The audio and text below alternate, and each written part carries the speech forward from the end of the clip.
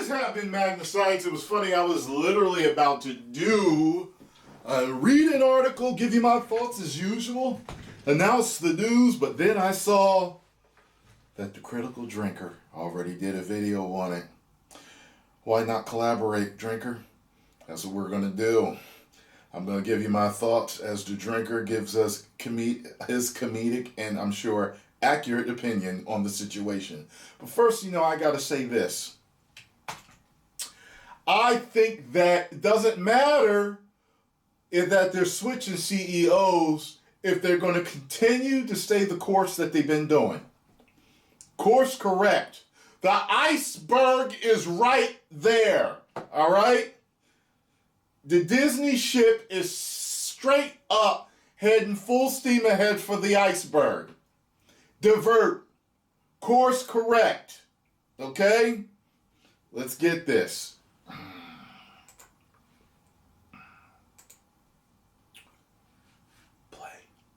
The more things change, the more they stay the same. And truly, no company exemplifies this seemingly nonsensical proverb quite like Disney, whose creative and financial decisions over the past 5 years or so remind me of a fading pop star making increasingly ridiculous attempts to reinvent themselves without understanding why people are losing interest in the first place. Case in point, the retirement of Bob Iger as head of the company back in 2020 after 15 years in the role, during which he basically made it his mission to swallow up every studio and IP on the market. Because if you can't come up with good ideas of your own, just buy someone else's. Lucasfilm, Pixar, Marvel, 20th Century Fox, all of them were assimilated into the Disney collective. They were a bit like the Borg from Star Trek, only more sinister and less creative. His approach might have been ruthless and relentless conglomeration, but fuck me, it was undeniably effective. The MCU under Disney's influence became a box office juggernaut, Pixar began churning out a steady stream of financial hits, and Lucasfilm,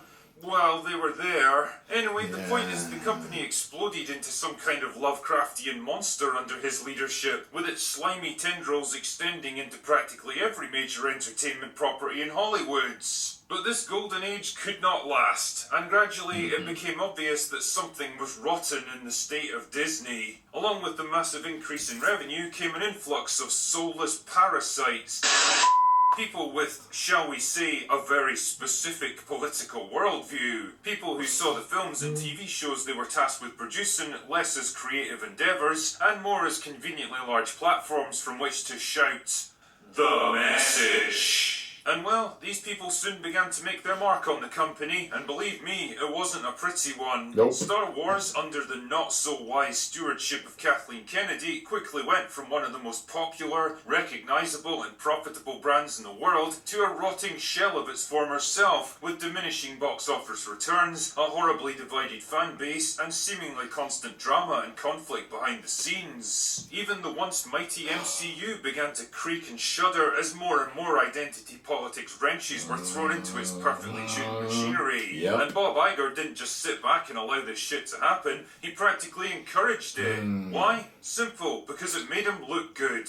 It allowed the media to write lots of flattering puff-piece articles about how he was championing diversity, opening up opportunities, elevating marginalised voices, and all the usual buzzword bullshit you expect these days. But old Bob was no fool. He was smart enough to see that problems were on the horizon and that it was time for him to get out. The problems that he'd allowed to fester and worsen during his tenure were coming to a head by the end of the 2010s, and when the unspecified virus of unknown origin came along to shut down the company's one remaining source of revenue, the theme parks, he wisely decided to get the fuck out of Dodge and let someone else pick up the pieces for him. And in this case, the chosen fall guy was Bob Chapek. Unlike his predecessor, Chapek wasn't particularly interested in his public image. He wasn't interested in pandering to identity politics for some cheap hollow media praise, or pushing the message just to keep the blue-haired land whales on Twitter happy. I mean, don't get me wrong, he certainly wasn't some selfless martyr willingly throwing himself under the bus for the good of the company either. But what he actually was a money man. The kind of guy who looks at the bottom line when it comes to making creative decisions. He was there to turn Disney around, to make it profitable again, and his chosen path towards that goal was political neutrality. There would be no more thinly veiled activism, no more weighing in on divisive political issues, no more pandering to the message. I know, it sounds crazy, right? Imagine an entertainment company that just wants to produce entertainment instead of lecturing you about historical injustices and why you should feel guilty for existing,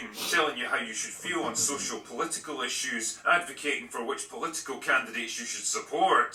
Chapek also restructured the company's executive positions so that the studio heads and senior managers were actually expected to perform to a good standard. There would be no more cushy 5-year contracts where you could just sit back and collect a paycheck regardless of how shit your work was. The message was clear: if you don't deliver results, then you're out the fucking door, son. Now, as you can imagine, this change of strategy didn't go down too well with certain elements of Disney's staff, who immediately went to war with Chapek. An attempt to stay neutral on a political bill in Florida that had absolutely nothing to do with Disney resulted in mass staff walkouts, social media outrage, and a humiliating climb down for Chapek, where he was forced to make a grovelling video pledging his allegiance to the cult.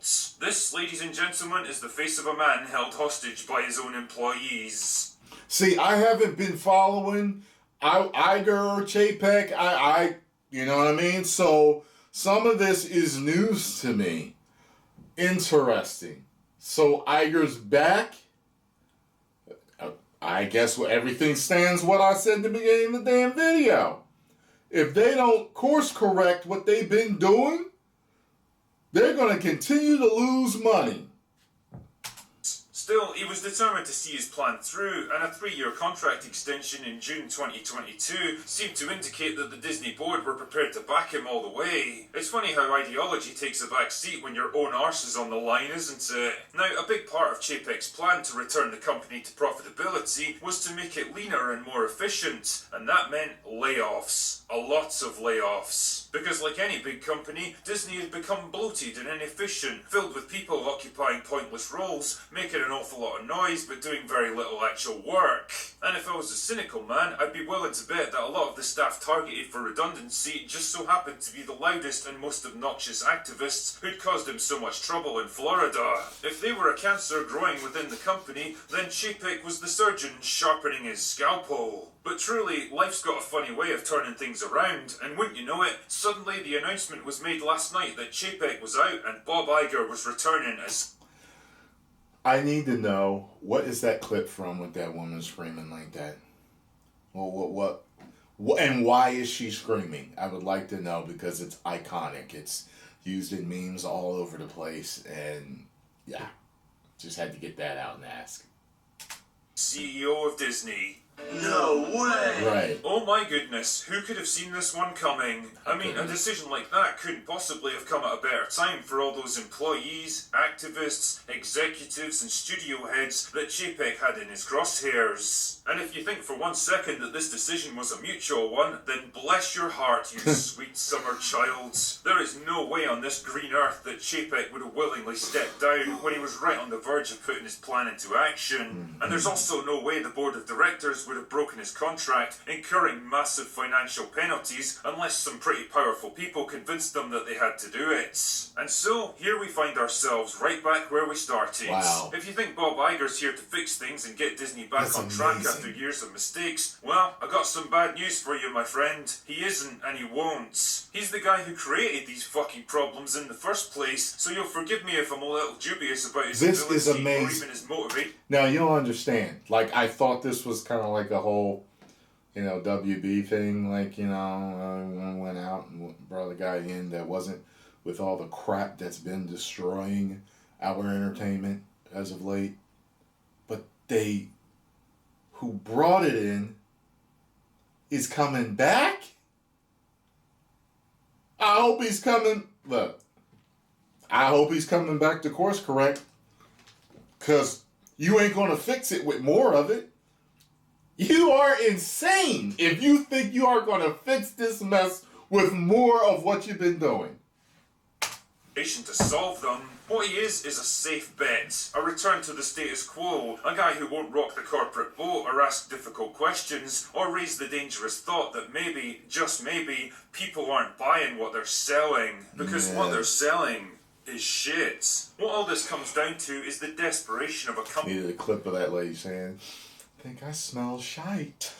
Company trapped in a prison of its own making, afraid of its own employees, afraid of its shareholders, afraid of social media blowback, afraid of journalists ready to pounce on any sign of weakness, and afraid of activists ready and willing to destroy anyone who doesn't toe the line.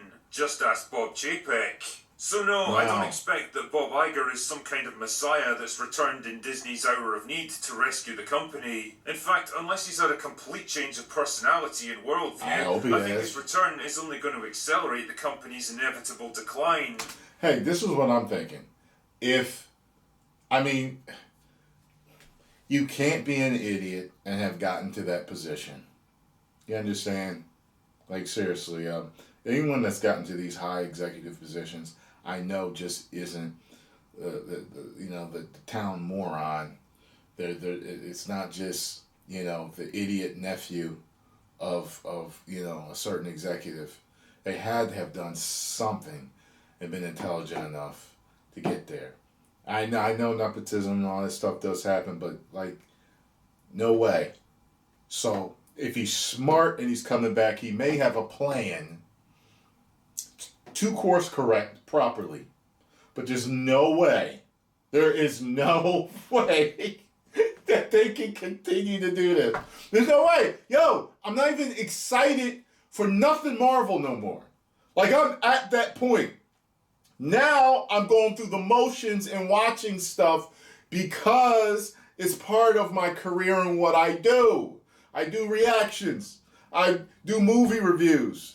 I game. I do unboxings. I talk about movie news. I talk about political news sometimes, world news, crazy wild world news, like somebody running down the street butt naked with bananas in their hands, throwing them at people. I do all types of stuff. I vlog sometimes. I harass my girlfriend online sometimes, making fun of her, making her the butt of my jokes. Y'all know my channel is about a bunch of stuff.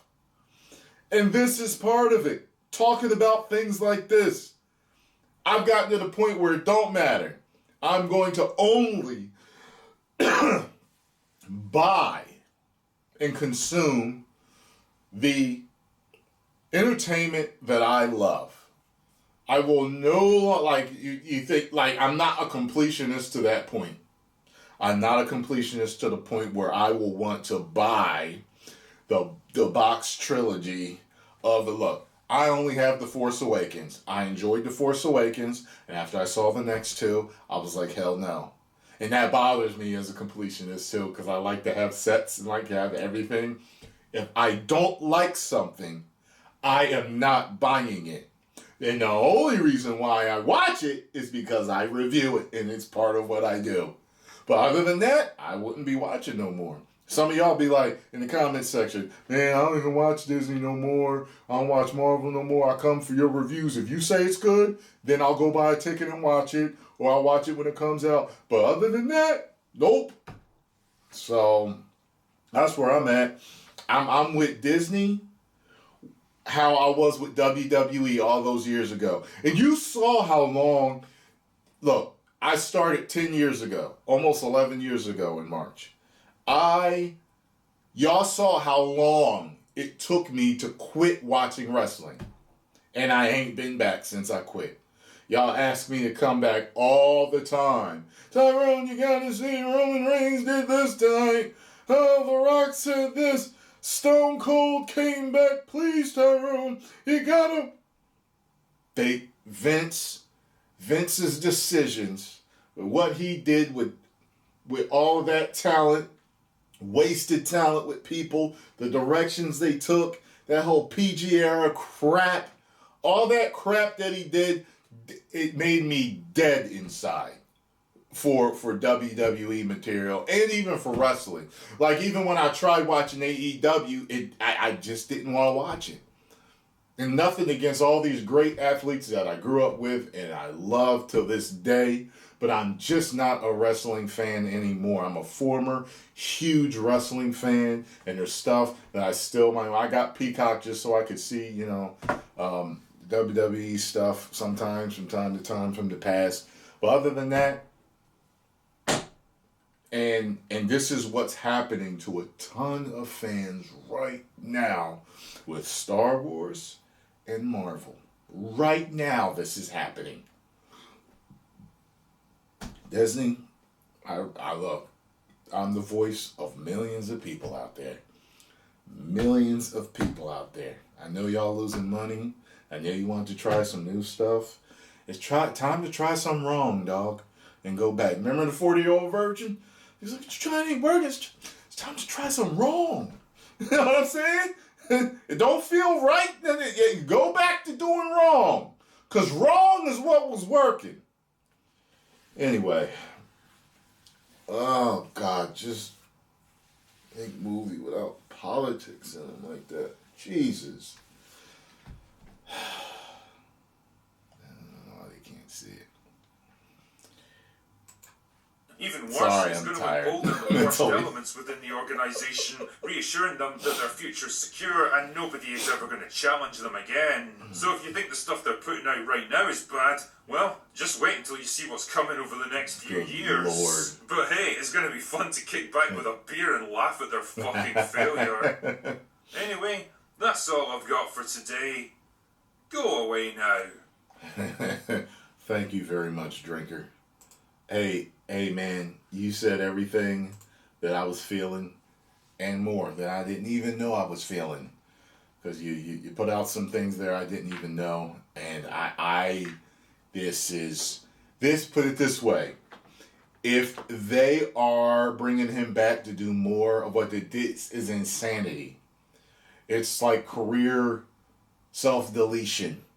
Like, why? Like you're looking to destroy the business, to destroy Disney, Marvel, Star Wars. You're looking to, if you continue, because you see the way it's been going. You see the way it's been going. And from what I understand, Black Panther ain't doing nowhere near as well as they wanted it to. So things, go ahead. I mean, I'll continue to watch because it's what I do, but I won't enjoy it. I'll have to watch the word bird, Mr. Wayne.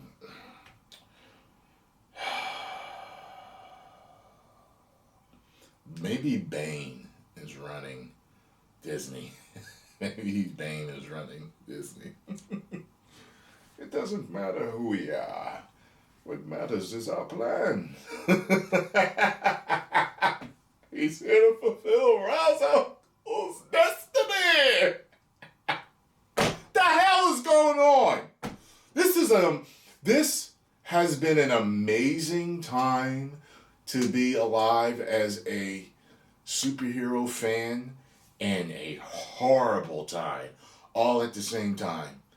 Like, we have, in both eras, we have seen things we never thought we were going to see. Captain America catching Thor's hammer, all these movies.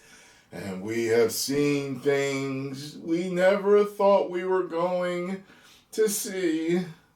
Luke Skywalker squeezing a space titty and milk coming out.